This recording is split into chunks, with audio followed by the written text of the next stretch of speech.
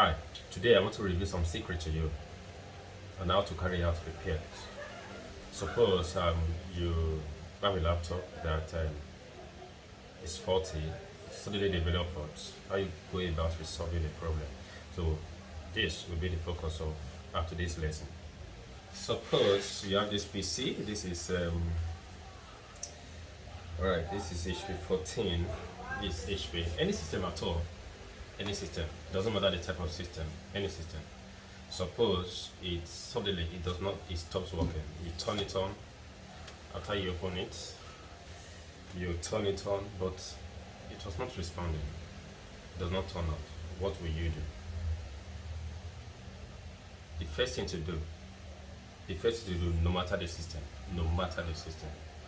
okay? No matter the system, the first thing to do is you remove the battery. Now depends if the battery is external or is inbuilt. So if the PC in question, the battery is inbuilt, you find a way to lose the system. What if you've not lost such system before? How will you know how to lose it? Okay, it's very easy. No matter the system, it's very easy. You target where the screws are. Okay, and sometimes it becomes maybe you've not lost system before, and it becomes difficult for you to know where to start from. You get the name of the system, you Google the name of the system. You can take for example if it is for example this system. Okay, you look at the back and check the model of the system. Okay, like this one now, this is model 14BW010NR. What you just Google that out, you see the name of the system in full. Okay, you just Google the name of the system. You can use this word. This one is 14 HP 14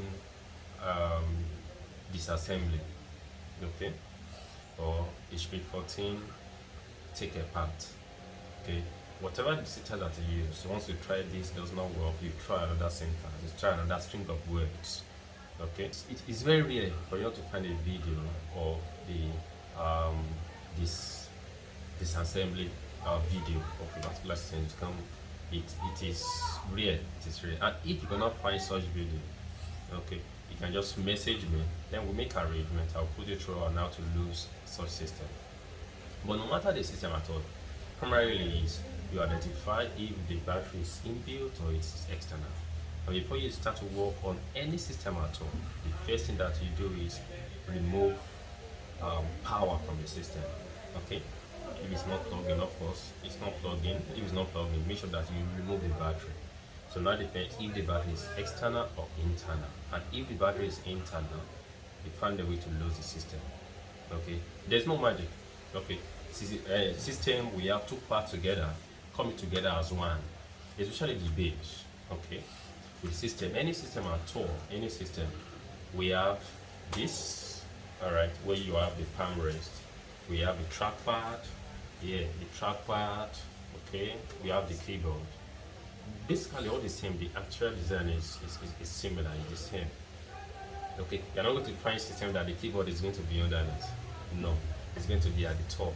And we have the trackpad here. Okay, and at the back you often find the screws that you can use at the back. Okay, and sometimes the screws will be hidden. Okay, the screws will be hidden. If you look at okay, this part now, it has this base, this part here. These parts are meant for for it to remain thin on the surface. Okay, like these screws, these ones are not hidden. You can see this one here. There's a screw here. There's another screw here. Okay, we have another ones at this base here. 1, 2. All right. We have some systems that you're not going to find the screws. Those screws, the screws are hidden, are covered. So you lift all these things up. Okay, you check the base and check. Okay, can this be lifted up? You try to lift it up gently. Just find the right screwdriver. Then you lose it. The right position too. Then you lose it. So when you lose it, that is number one. That is the first step. After you lose make sure that you lose all the screws. After you lose, next step is you try to separate the base from the top. Okay, and while doing that, you have to be careful. We have like this system, and the keyboard is inbuilt. for you to remove this keyboard, you have to lose the system. Okay, so if, take for example, you want to lose this system, the keyboard is inbuilt. Okay, so you want to lose system, you check, okay, now like this system, the battery is not even built. Let's assume the battery of the system I want to lose is inbuilt. Okay, so if the battery is inbuilt and this keyboard is inbuilt, so that means before we disconnect anything at all, we have to load the system first. So while separating the base, you have to be careful. You don't force it open, because if you force it open, the flex is at the risk of being damaged. Okay, the flex can cut. And you know, we have what flex? We have the keyboard. You know, this keyboard is not attached to the base, it is attached to this top. That's number one. It's attached to this board, to this top. Meanwhile, we have the motherboard is attached to the base. Okay, and this keyboard made a connection to the board. We have a keyboard, made a connection to the board. So you know, and if you want to separate these two, this top and this bottom, you know, we have a connection. This keyboard is right to the top, while the keyboard is connected to the motherboard, and the motherboard is attached to the base. You understand? We have, let's say this, we have the top here, this top case, we have the base like this, and the keyboard is attached to this top with a flex, and the flex connect to the base here because the motherboard is attached to the base. You see the connection now? So if you are not careful, if you force it open, if you force the top to remove, you might damage the keyboard. And it's not only the keyboard, the trackpad too also has a connection to the motherboard. Okay, so that's why it is very important. While separating the two, you start from one part and be lifting it up.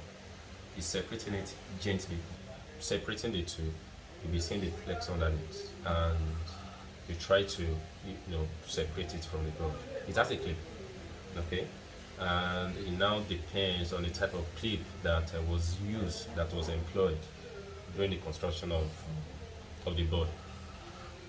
Okay, basically we have the type that we are going to push it in. That's number one. We have another clip that we have to, it has a clip that you will force down, okay, in order to hold it in position. Okay, and we have another clip that it has a shoulder. These are different design. The scenario painted earlier about you have a system that's totally stopped working. Okay, now let's assume that yes, you've taken it apart, you've separated it, you separated the top from the bottom. Okay, so now you are now exposed to the motherboard.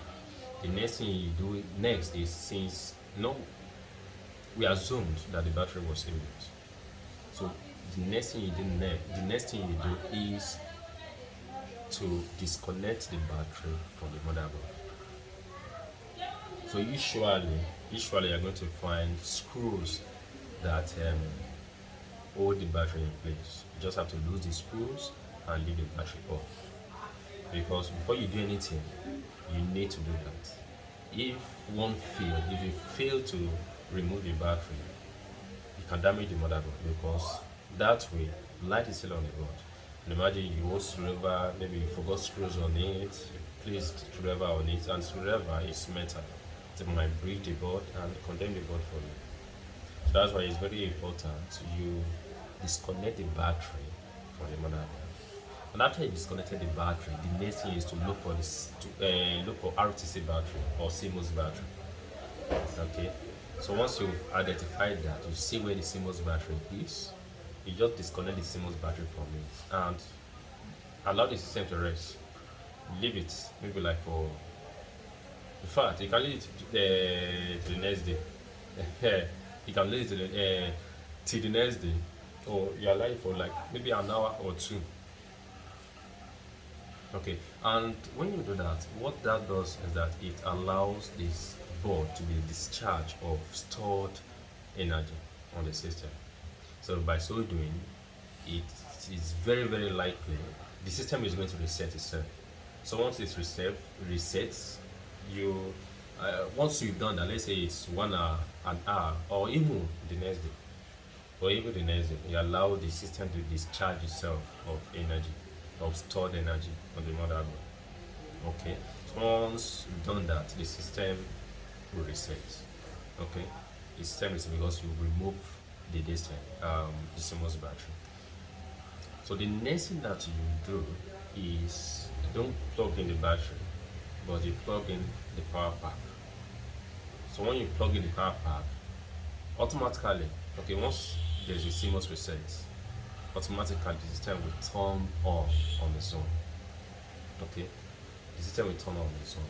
But if the system refuses to turn on its own, this time without the battery, you don't put in the battery, but the CMOS battery or ROTC battery and the main battery, you don't put it in. You just plug it in.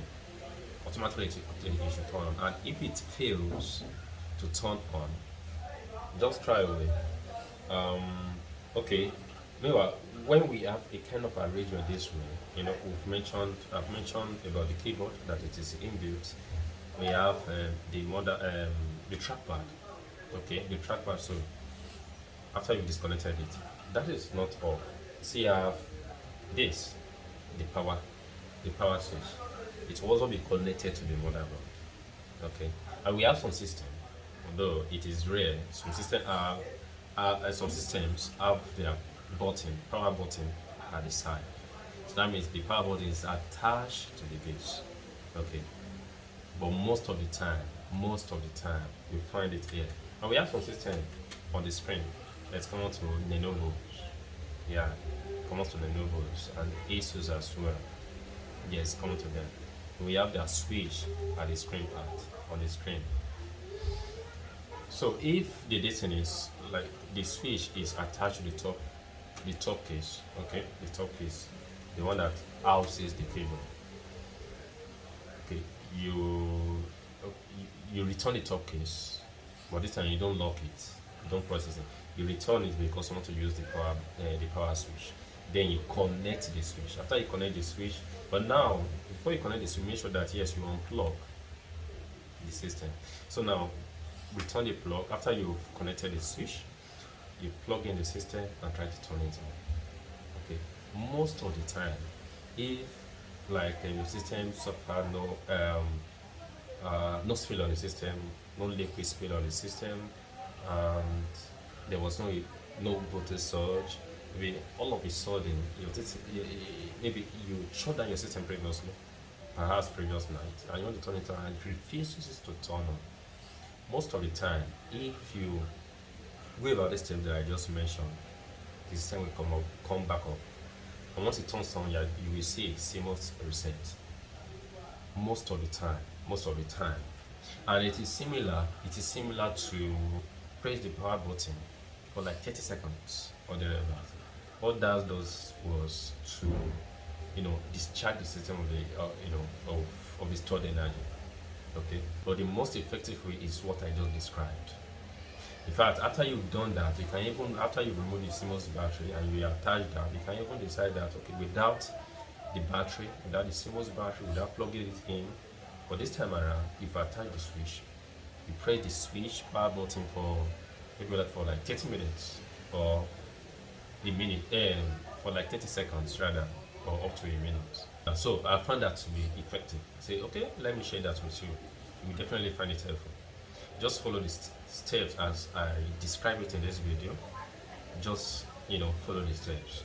So if there was no voltage surge, if there was no spill, like no liquid, maybe water or wine or whatever, spill on the system, okay, maybe all of a sudden it just stops.